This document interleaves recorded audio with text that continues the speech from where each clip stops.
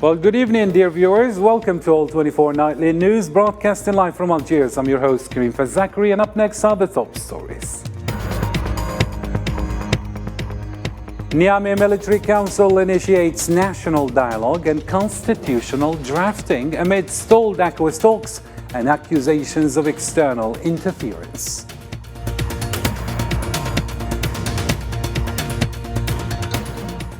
Also in our news, Zionist occupation forces launch sweeping operations in West Bank cities under guise of perpetrator search.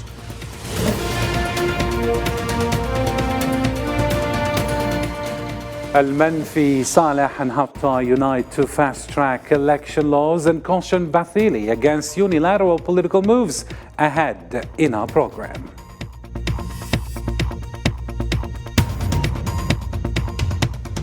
You'll follow as well Ukraine's increased drone strikes on Russian territories met with Moscow's defense, while Netherlands and Denmark prepare F-16 delivery to Kiev.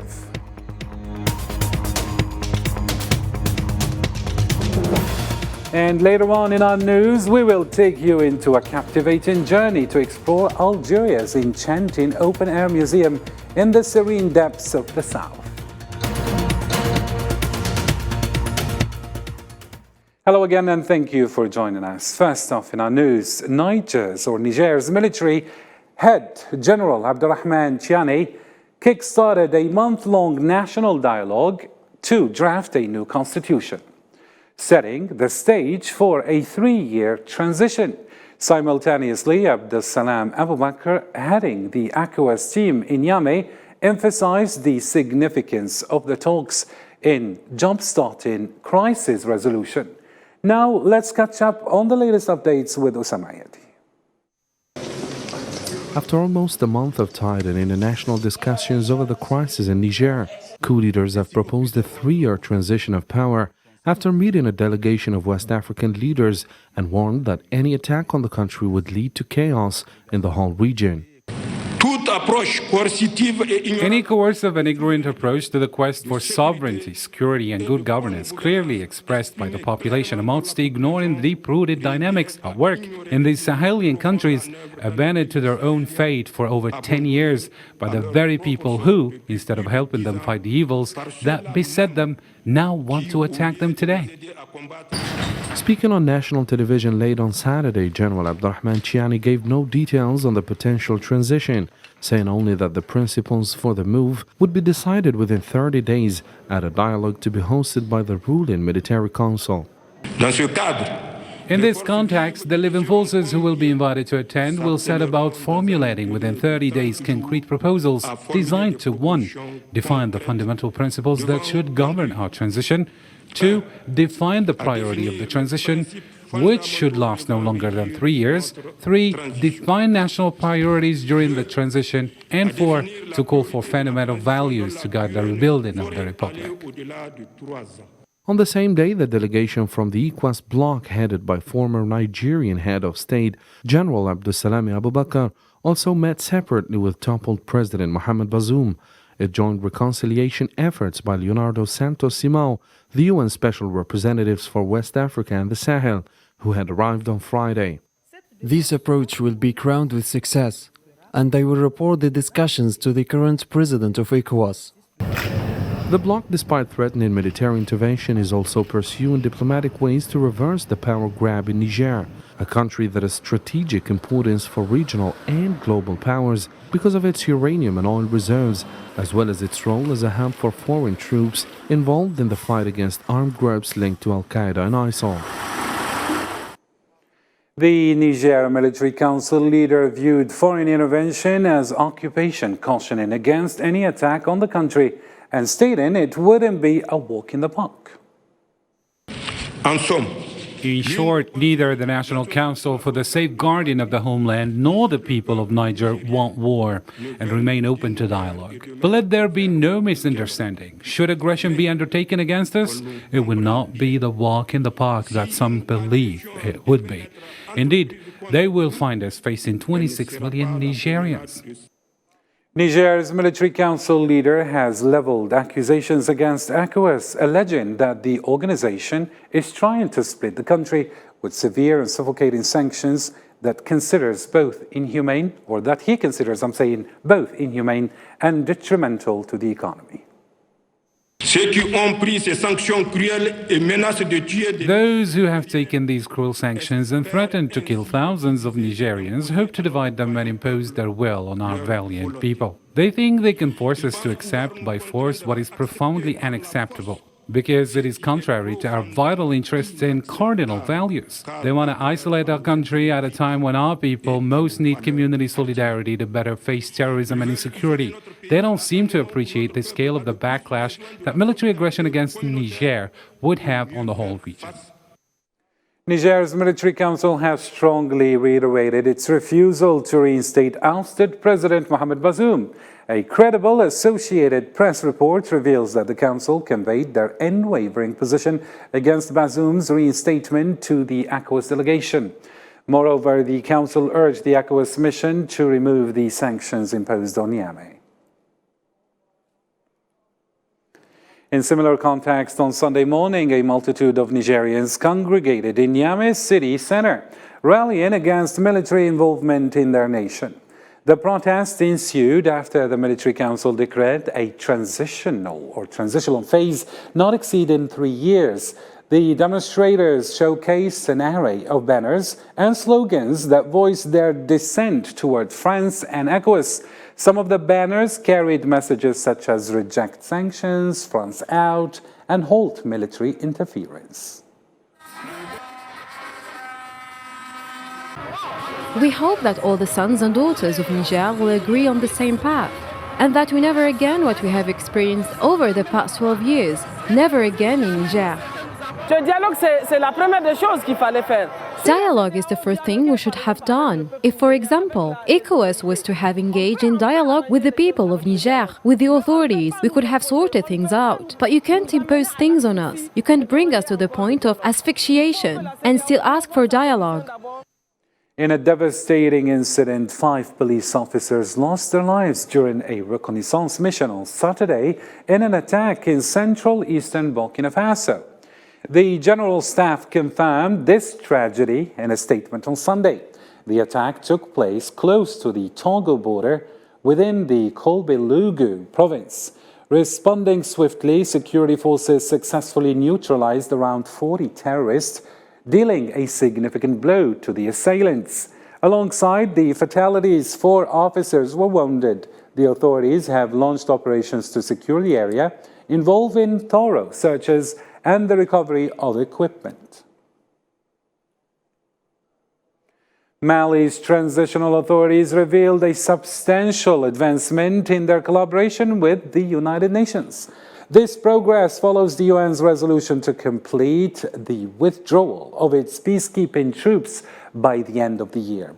In a meeting held in Bamako between Financial Prime Minister and UN Deputy Secretary General, talks were held to establish the foundation for the revitalized alliance with the fast-tracking the withdrawal of its forces and reshaping their mandate.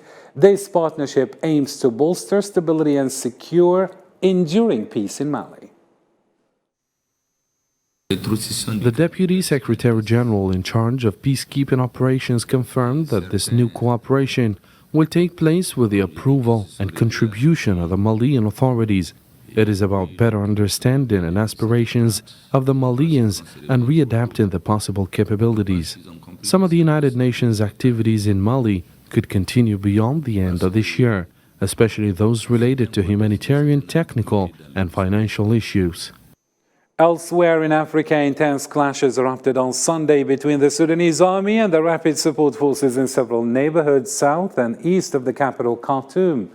The army initiated airstrikes on positions held by the rapid support in areas including Adaim, the Popular Market, Sahafa neighborhood, the Third Degree extension, and Jabra to the south of Khartoum. Responding from their eastern positions, the rapid support forces launched heavy bombardment against army positions. The capital's northern and central regions witnessed rising columns of smoke, accompanied by the sounds of artillery and explosive impacts. Meanwhile, clashes involving artillery and heavy weaponry took place around the armored corps vicinity to the south of Khartoum. Sunday witnessed Zionist occupation forces conducting raids in West Bank cities and towns in pursuit of the individual responsible for the commando operation in Hawara. The incursion resulted in several injuries. Simultaneously, the Palestinian Foreign Ministry expressed concern about the revival of the Erase in Hawara slogan, deeming it a clear incitement to commit genocide against Palestinian civilians. Here's Salman Sib with more. The deaths are part of a relentless spiral of violence that has fueled the worst fighting between the Zionists and the Palestinians in nearly 2 decades. Actually, the Zionist entity has conducted systematic brutal incursions against the occupied West Bank, storming several cities and towns such as Hawara, south of Nablus, where dozens of Palestinians got killed and injured. In response, the Palestinian Foreign Ministry condemned the attacks in Hawara by the settlers, who it labeled as terrorists. It expressed its utter rejection to extremist calls to eradicate Hawara. The Ministry of Foreign Affairs condemns in the strongest terms the attacks and assaults of the settlers and their terrorist elements on the town of Hawara and the neighboring villages in south of Nablus. The ministry also strongly condemns the incitement slogans and calls launched by extremist settlers on social media, which again call for the erasure of Hawara. The Palestinian Foreign Ministry also considered the return of the slogan Erase Hawara by the Zionist government as a direct declaration to commit genocide and ethnic cleansing crimes against Palestinians. The ministry views with great seriousness the return of the slogan Erase Hawara and considers it as a direct and public incitement to commit genocide against Palestinian citizens and calls for deepening crimes and ethnic cleansing, not only with the hearing and sight of the Zionist government, but with the support of the ministers and officials in it. The appalling intense military and settlement operations by the Zionist authorities are leading to direct clashes with innocent Palestinians who are suffering from their horrendous crimes, genocide and ethnic cleansing in various towns and cities. All the while the world is watching the situation unfold without coming to the rescue of these helpless civilians. In Libya, President of the Presidential Council Mohammed al-Manfi, Speaker of the House of Representatives Aqila Saleh, and retired Libyan Major General Khalifa Haftar convened in Benghazi to expedite the approval of election laws. In a joint statement, the trio urged the head of the United Nations Support Mission in Libya, Abdullah Bathili, to avoid unilateral actions within the political process. This meeting signals a collaborative effort to advance the political landscape. The Central Bank of Libya's Governor As-Siddiq Omar Al-Kabir and Deputy Governor Mari Muftah Rahil jointly declared the reintegration of the bank into a single unified sovereign entity. This signifies the consolidation of the bank's 2 branches in Tripoli and Benghazi. The decision was announced following an extensive meeting at the bank's headquarters in Tripoli. The governor and his deputy pledged to address the repercussions of the bank's previous division between the eastern and western regions. National Unity Government leader Abdelhamid Dbeiba applauded the move, emphasizing its role in enhancing the performance of this crucial sovereign institution. And in other news, Algerian President Abdelmajid Tebboune has invited his Iraqi counterpart Abdellatif Jamal Rashid to participate in the upcoming 7th Summit of the Gas Exporting Countries Forum, scheduled for early March in Algeria. The Iraqi presidency's media office released a statement indicating that President Rashid received a written message from President Tebboune during a meeting with Algerian ambassador to Iraq. President Rashid expressed gratitude for the invitation, underlining Iraq's commitment to strengthening relations and fostering cooperative ties that contribute to regional security and stability. Ibrahim Boughali, the Speaker of the lower house of the Algerian Parliament, has arrived in Tehran for an official 4-day visit. The visit was prompted by an invitation from Mohammad Bakr Kalibaf, the head of the Iranian Shura Council, as stated by the Algerian National People's Assembly. During his stay, Boughali will engage in meetings with high-ranking Iranian officials, offering an opportunity to assess existing cooperation between the two nations and explore avenues for its enhancement across various sectors. Algerian airline Air Algérie has inaugurated on Sunday the first Algiers-Johannesburg direct line, which, as part of the economic dynamics the country is witnessing. According to a statement by the Algerian airline company CEO, this cooperation will allow connecting the two African nations and reinforce the Algerian direct lines network. Today we celebrate the inauguration of the Algiers-Johannesburg flight, a new line that will reinforce the network of Air Algérie company, and that will allow all passengers of economic operators traveling on Air Algérie to benefit from direct flights and be able to reach South Africa from North Africa. This line is important as it connects North Africa to the south and also connects the entire world, the Middle East, Europe, North Africa, through the Algiers airport.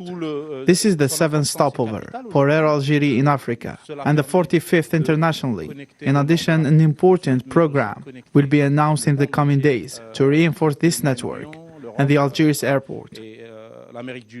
The introduction of the airline between South Africa and Johannesburg is very much important as it presents new opportunities between the two countries. That is going to facilitate transport between South Africa and Algeria, wherein before it was a difficult task to travel between the two countries as there was no direct air link between South Africa and Algeria. Now people were forced to make stopovers in Europe. To other international news making headlines, Russia said Saturday that its forces hit more Ukrainian targets and repelled offensive in several directions, while Ukraine said it launched multiple attacks in the direction of Melitopol and Berdyansk. The updates with Sofian Kenturi. Ukrainian forces have reported increased and regular drone attacks on Russian territory, which Moscow said it thwarted on Sunday, a day after the shelling that killed 7 people and wounded 148 in Ukraine's Chernihiv. At 4 a.m., an attempt by the Kyiv regime to carry out a terrorist attack by drone on infrastructure in Moscow and the Moscow region was thwarted. Nevertheless, one Ukrainian drone succeeded in hitting a railway station in the western Russian city of Kursk, whose governor reported the wounding of 5 people and minor damage to the roof of the station. Ukrainian drones had struck 3 separate regions on Sunday, and that 2 of Moscow's airports were temporarily closed to divert flights.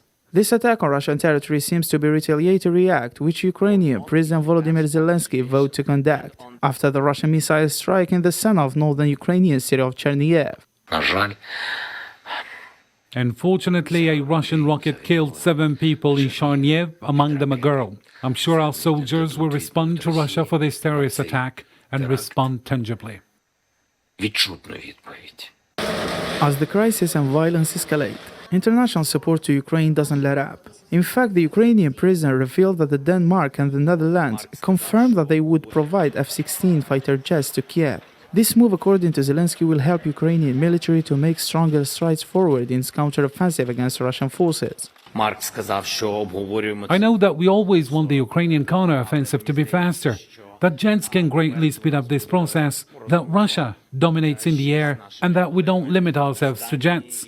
We're talking about air defense systems because the winner is ahead. These recent developments appear to be fading negotiations to end the crisis, as the supply of F-16 fighter jets, as claimed by Moscow, will only prolong this crisis and inflame tensions between the conflicting nations. Ecuadorian voters initiated the process of casting their ballots in the early presidential elections on Sunday. The campaign leading up to the elections was marked by significant events, including the tragic assassination of one of the leading contenders, Fernando Villavicencio. Additionally, the nation faced an unprecedented surge of violence linked to drug trafficking. These elections come only 12 days after the killing of the former journalist and presidential candidate who had secured a prominent position in opinion polls.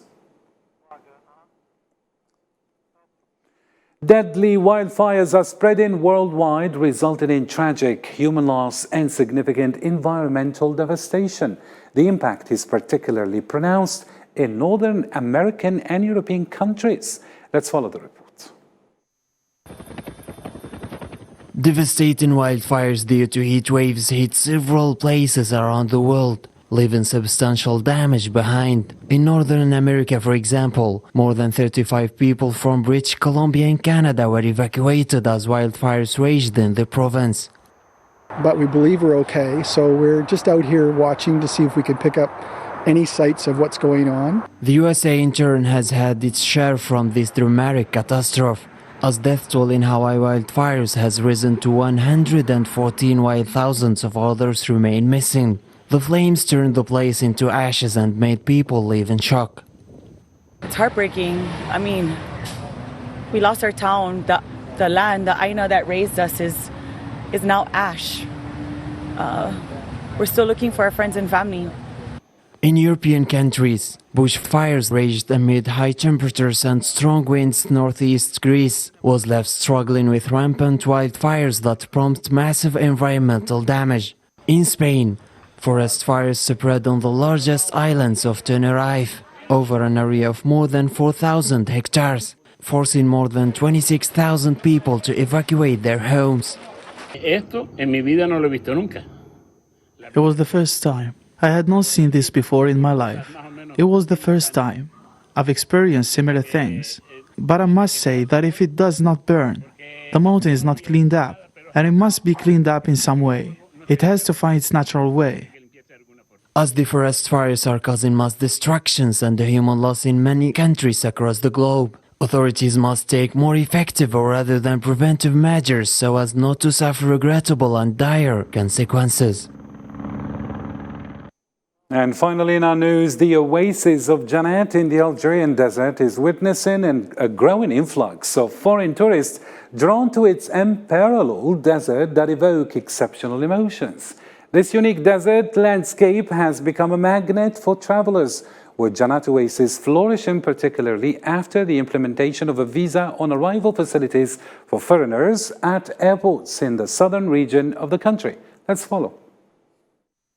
Surrounded by sandstone plateaus and some of the world's most impressive prehistoric etchings, in addition to one of the most wonderful sunset places in the world, tourists are trickling into the eastern Algerian oasis of Qanat to refresh themselves and explore the unique Saharan landscape in the world, away from the bustle of the cities. C'est une paix intérieure. We feel inner peace and complete comfort while separating ourselves from the pressures of life, looking for calmness and learning new things, as well as to refresh ourselves in order to be able to regain the strength required to face the difficulties of life. The oases of Qanat have flourished ever since the implementation of a policy that grants foreigners the ability to acquire entry visas upon their arrival at the airport in the southern region of the country. Both Ministries of Interior and Tourism have opened the visa to the south from the airport directly. Starting from today, tourists get the visa upon their arrival, and this opens a bigger line of travel for tourism from Europe to the south. Over 4,000 foreign visitors recently have journeyed to the Qanat region, which is located 2,300 kilometers southeast of Algiers. Notably, UNESCO considers it as a World Heritage Site of an exceptional significance. The explorations of the enchanting site pushes tourists to come regularly. Je prévois même des retours réguliers. I'd like to come here frequently to refresh myself. I need to do that. After I discover that place, I think I'll do it regularly. Maintenant que j'ai connu ça, je crois que je vais le faire régulièrement.